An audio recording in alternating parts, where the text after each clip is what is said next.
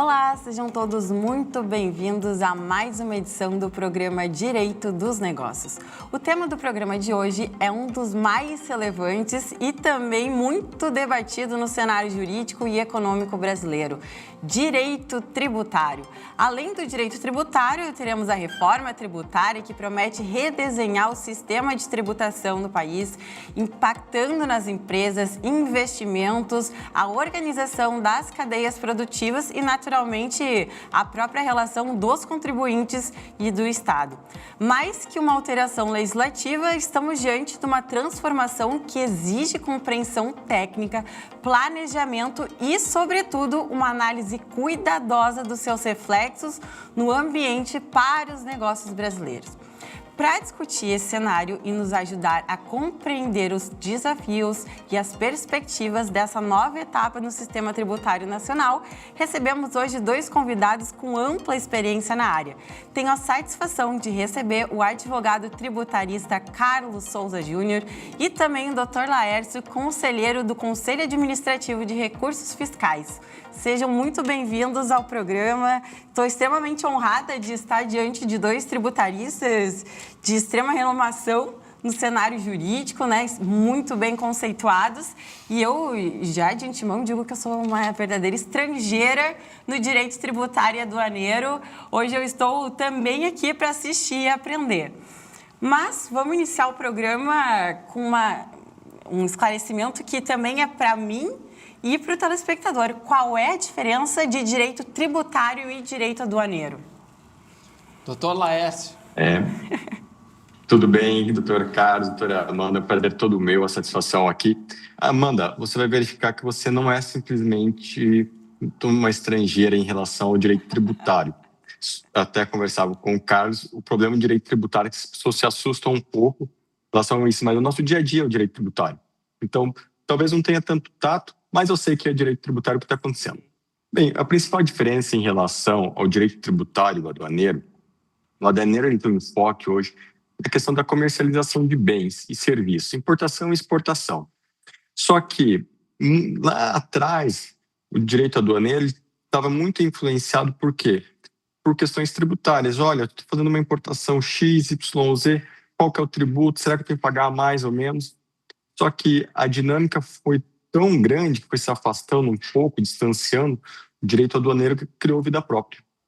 E com o direito aduaneiro hoje, nós não só discutimos questões tributárias, discutimos regulamentações, autorizações. Aqui eu vou trazer um exemplo, por exemplo, na época da Covid, a gente via as cargas paradas, a gente tinha problema tributário, tinha questão de licença de importação, autorização e vários outros setores. Então, o direito aduaneiro hoje está muito mais voltado à questão de importação, exportação e controle de fronteira. Já o tributário pode regulamentar tanto o consumo, que é o produto importado ou exportado, ou ainda, dar um passo além, envolver ainda a questão envolvendo o imposto de renda, o que nós pagamos e deixamos de pagar.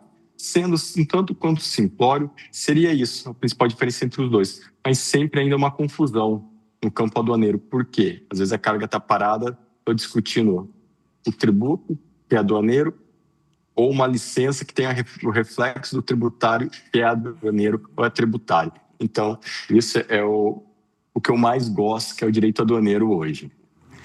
Bom, e falando de importação de produtos, qualquer pessoa pode importar, doutor Carlos? Excelente, Amanda. Primeiro, boa noite a todos aqueles que nos assistem. Boa noite especial para o doutor Laércio.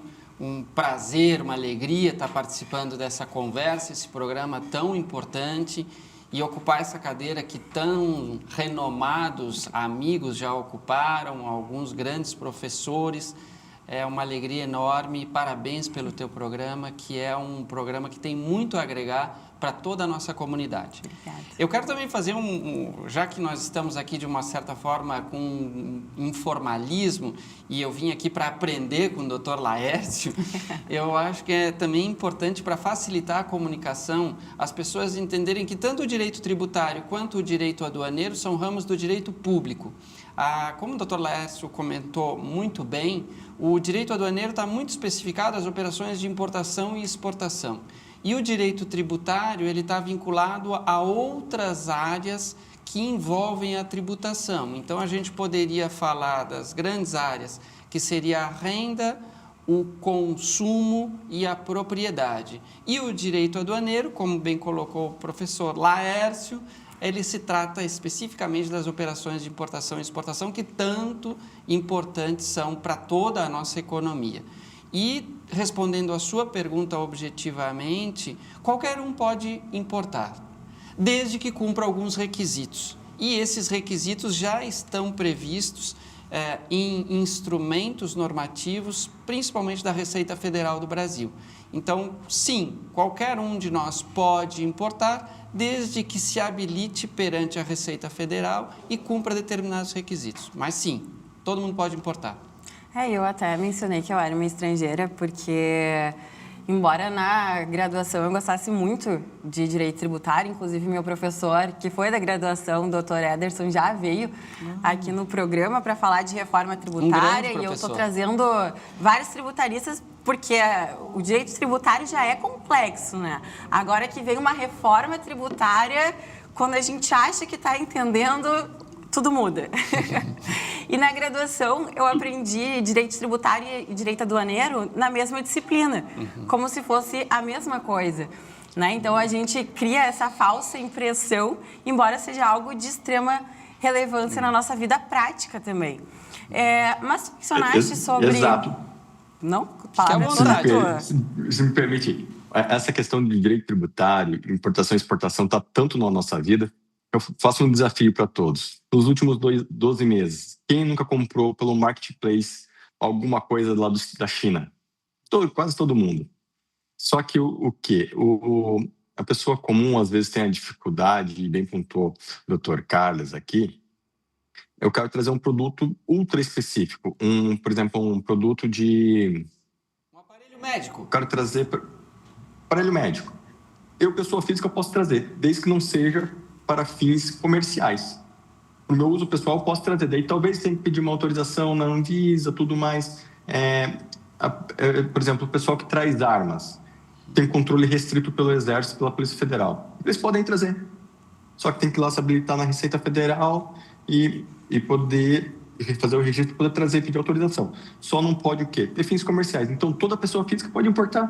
Pode importar quase tudo, mas só tem que cumprir esses requisitos. E às vezes a gente tem medo de cumprir esses requisitos. E a pessoa jurídica também, ela tem alguns regramentos, como já apontou o Dr. Carlos, que ela tem que seguir. Mas o principal ponto é, nós podemos importar. A principal diferença é que pessoa física é para uso pessoal, não pode ser para comércio. E se acontece alguma irregularidade, quem é que julga esse tipo de demanda? Boa pergunta. Também... agregando nas colocações do Dr. Laércio, existe uma diferença também do viajante, né, doutor? O viajante, quando nós, pessoas físicas, viajamos para o exterior, nós também podemos trazer alguns produtos enquanto viajante. E aí temos outras regras dentro da burocracia que a Receita Federal impõe a todos nós podemos trazer alguns produtos também de uso pessoal e com um regramento específico. Quando eu me submeto às regras de ser um importador, que aí eu não sou um viajante, eu sou um importador, eu tenho outras regras, como bem colocou o professor Laércio. A sua pergunta, pode repetir, Amanda? Quem é que julga quando há uma irregularidade? Sim. Esse tema é bom. Esse tema é bom. Porque os processos eu acho que eu sempre fiz questão de dizer isso para os meus clientes, o comércio como um todo é fiscalizado. Então, o sujeito que tem uma loja para vender chocolate, ele pode ser fiscalizado, seja pelo município, seja pelo Estado, seja pela própria União. Agora, os importadores, eles são fiscalizados em todos os seus processos. Então, qualquer importador, no momento que ele traz uma mercadoria do exterior, essa mercadoria vai passar por um processo justamente de importação. E isso é feito através de uma declaração de importação. E essa declaração de importação, ela vai ser fiscalizada, ela vai ser avaliada e, na maioria das vezes, não existem problemas. Entretanto, alguns problemas que podem acontecer, e são vários, vários problemas, eles muitas vezes são avaliados pela própria fiscalização. A fiscalização, que é a Inspetoria da Receita Federal, lá nas aduanas, que faz todo o processo e que avalia esses processos. Alguns outros problemas, eles podem gerar uma autuação, ou seja, a fiscalização verificou ali algum problema maior e acabou autuando este importador. E os outros operadores do comércio exterior que podem também ser autuados por conta dessa irregularidade. E diante desta autuação, esse processo, aí nós migramos para uma outra legislação, que é a legislação do processo administrativo fiscal, e que aí esse auto de infração vai ser entregue ao contribuinte, ao importador, e ele tem a oportunidade de se defender, instaurando aí o processo administrativo com o contencioso e que, em última análise, vai ser julgado pelo Dr. Laércio lá no CARF, no Conselho Administrativo de Recursos Fiscais, e que aí o Dr. Laércio pode falar muito melhor do que eu, com muito mais conhecimento do que eu. Doutor, inicialmente, o que seria o CARF, né, para o nosso telespectador entender? O CARF é a última instância federal administrativa, é o Conselho Administrativo de Recursos Fiscais. Nós julgamos, em última instância federal, as matérias tributárias e aduaneiras, né? Só que o CARF ele é um órgão tanto quanto interessante, porque ele é um órgão paritário. Como assim paritário? Metade dos conselheiros, quem julga chama-se conselheiro, metade são de origem da fiscalização, ou seja, são auditores da Receita Federal, e a outra metade são indicações dos contribuintes. Daí é um comitê de seleção que é formado pelo presidente do CARF, pela OAB, Procuradoria-Geral da Fazenda, confederações, sociedade civil, que geralmente é um juiz federal. Eles recebem uma lista, se é da Receita Federal, com 3 nomes, ou dos contribuintes das confederações com 3 nomes, e vão verificar se está apta essa lista. Ou seja, tem alguns requisitos objetivos que o candidato tem que cumprir. Estando apto, daí eles classificam primeiro, segundo e terceiro, mandam para o ministro nomeia.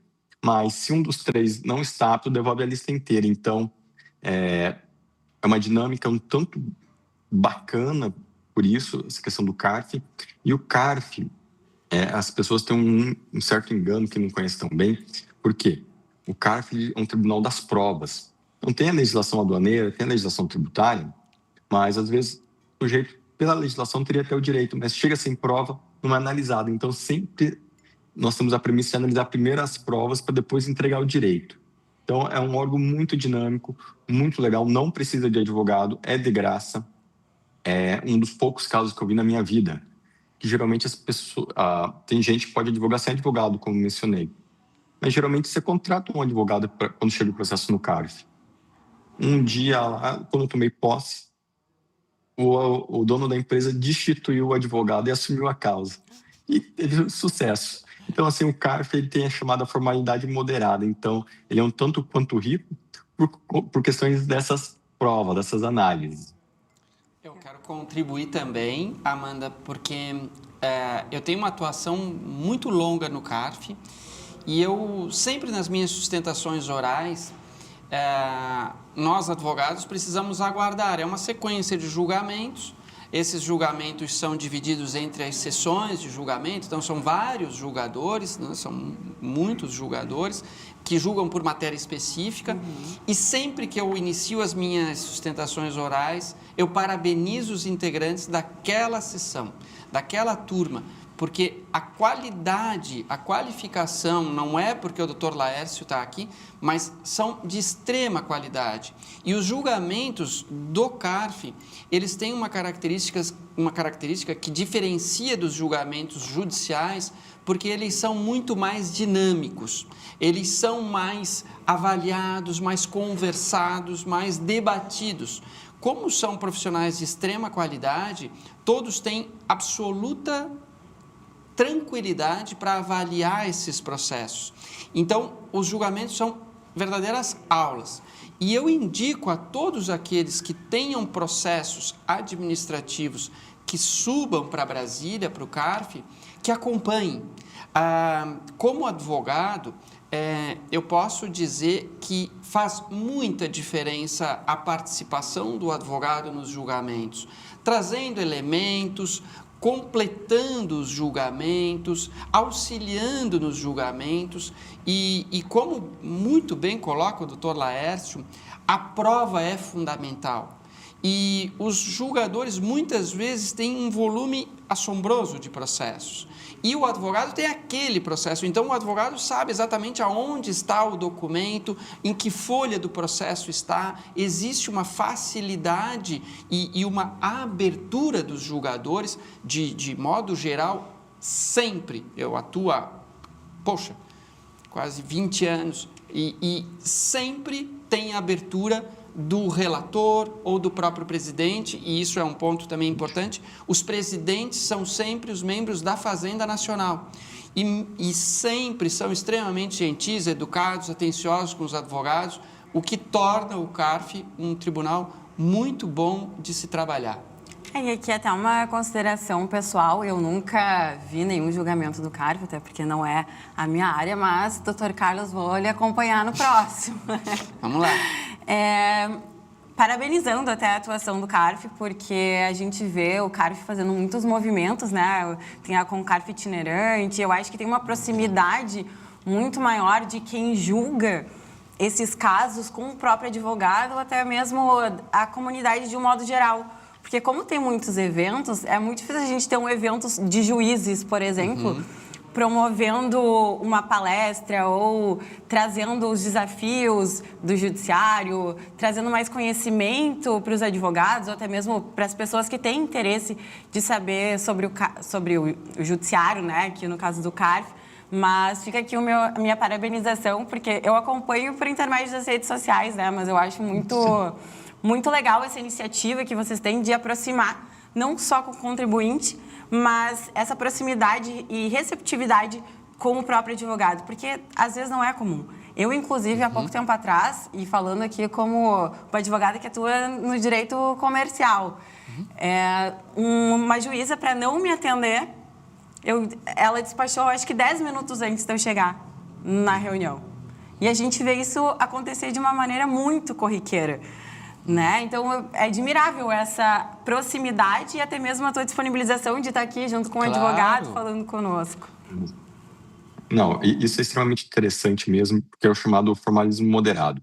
Até a Receita Federal agora, nós não somos órgão vinculado à Receita Federal, mas sim o Ministério da Fazenda, mas quero dar um passo atrás em relação à pergunta quem que julga os processos, né?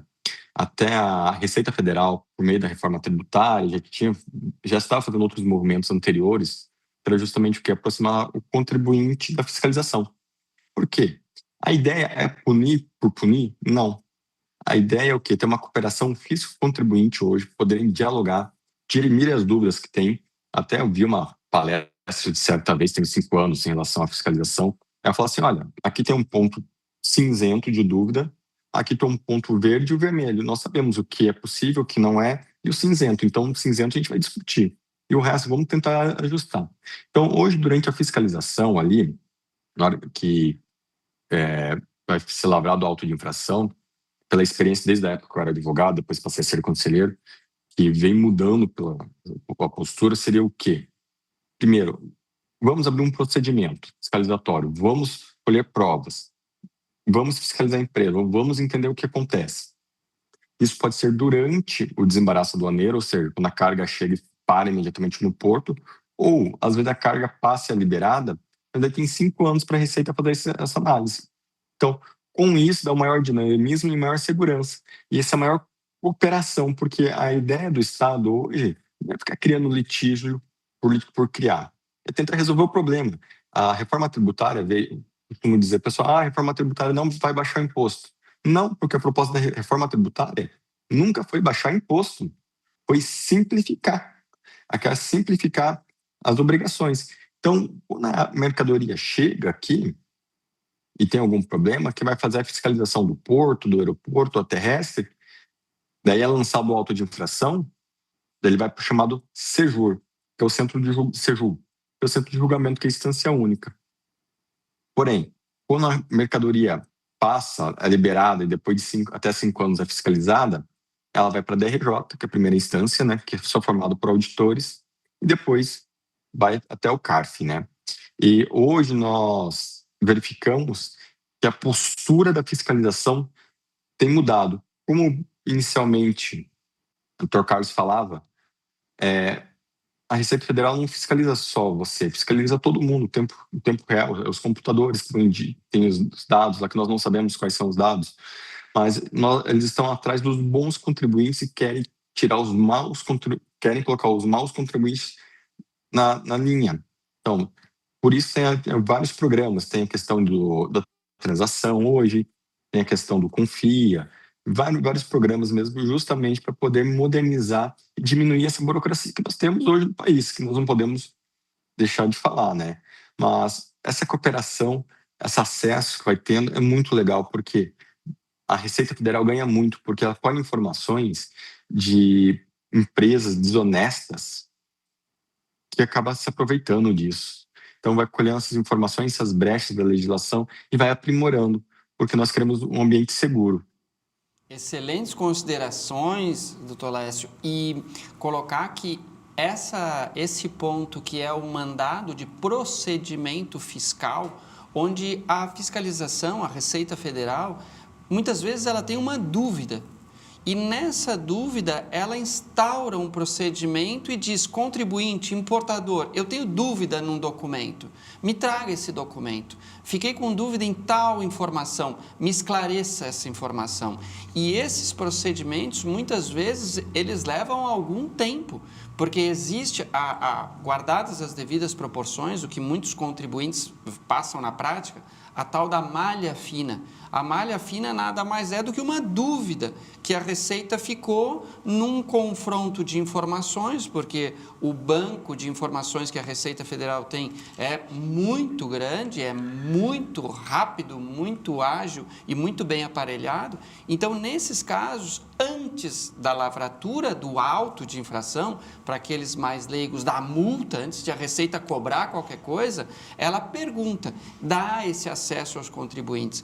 E posso assegurar a todos aqueles que nos assistem, muitas vezes o mandado de procedimento fiscal bem atendido, ele evita a autuação, porque ele esclarece para a autoridade. Então a autoridade, eu fiquei com dúvida num determinado preço, numa determinada NCM, enfim, N situações que acontecem nessa relação e muitas vezes a Receita dá essa oportunidade, o contribuinte, o importador entrega essa informação e resolveu o problema. Então, isso tudo são alternativas que a Secretaria da Receita Federal vem tomando também para evitar a judicialização. E quero aqui também fazer essa colocação, porque o CARF, isso que nós estamos falando, é a esfera administrativa. Então, o contribuinte insatisfeito com o julgamento administrativo, ele pode se socorrer do Poder Judiciário. O que vai acontecer? Muitas vezes o contribuinte tem uma autuação confirmada no Tribunal Superior, então, dentro do CARF também existem graus de julgamento e pode terminar ali o contribuinte não se satisfazer com aquele julgamento, a Receita Federal vai tomar as providências dela para cobrar esse crédito tributário e o contribuinte tem a oportunidade de bater na porta do judiciário e buscar uma outra opinião e, inclusive, uma das medidas mais tradicionais é uma ação anulatória que o contribuinte busca para tentar desfazer essa autuação. E isso são desdobramentos e que estão postos, e a reforma tributária que está aí também tem um ponto importante agora nessa questão da judicialização, mas que vamos ficar no aduaneiro por enquanto, né? Porque nós temos bastante tempo. Mas eu acho que essa questão de celeridade eu via também nas questões judiciárias, porque o meu primeiro estágio foi na execução fiscal na PGE.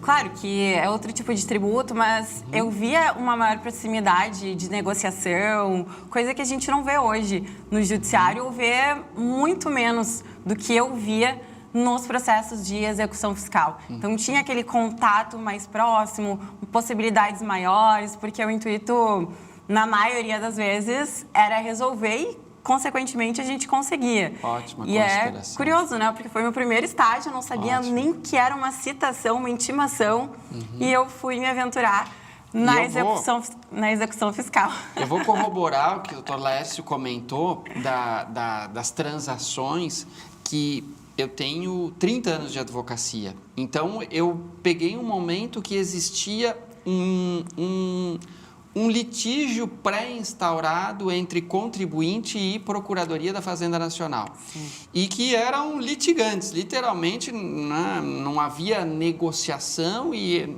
era um litígio realmente. E hoje em dia, com o advento das transações, nós estamos ficando, entre aspas, muito próximos dos procuradores, porque existe essa abertura, uma abertura institucional, todas as reuniões são gravadas, são muito bem formatadas, mas existe essa proximidade em tentar o fim comum, qual é?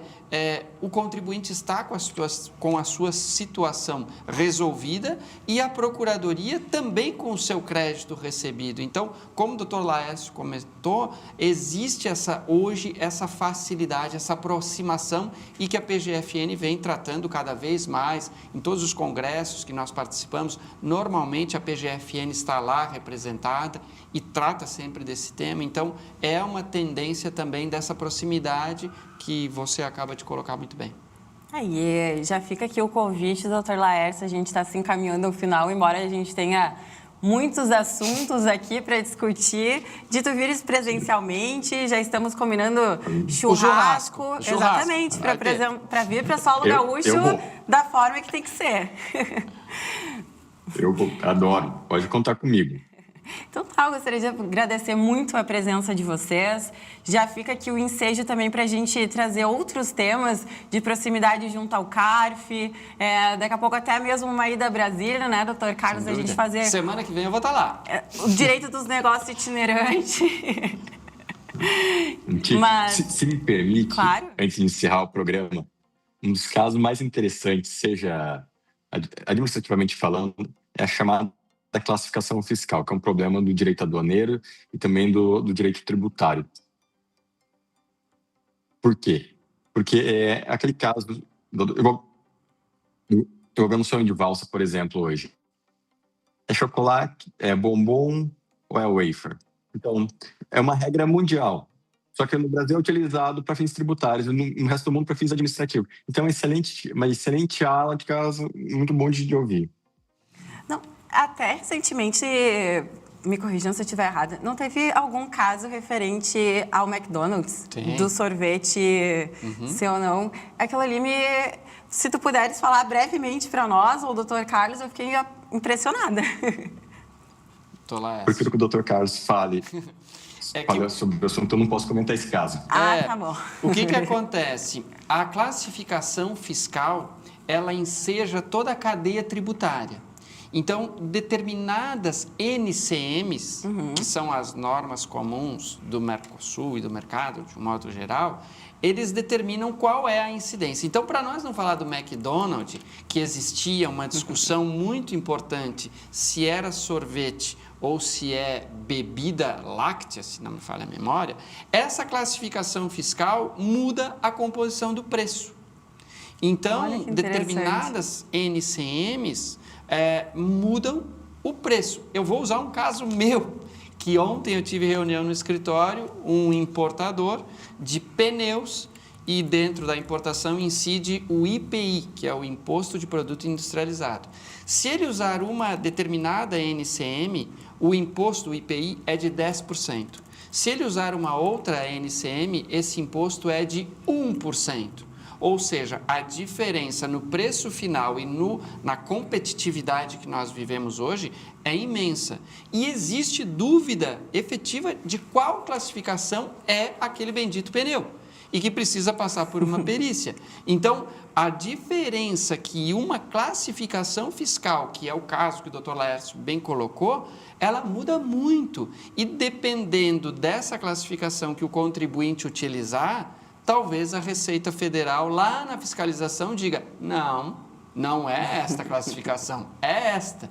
E esse é um caso muito comum de muitas dúvidas e muitas disputas para determinar a classificação fiscal de um produto para todo o reflexo que a cadeia vai ter e que muitas vezes coloca um comerciante no jogo ou tira esse comerciante do jogo. O tema é longo, nós poderíamos ficar aqui... Eu fiquei muito impactada quando eu vi a notícia.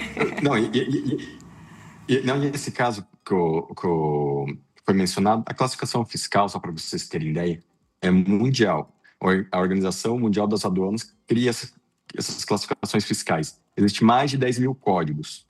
Só que o quê? No Brasil é para fins tributários, enquanto lá na Europa é para fins de tratamento administrativo. Como assim? O shampoo ele precisa ter uma autorização X, Y ou Z.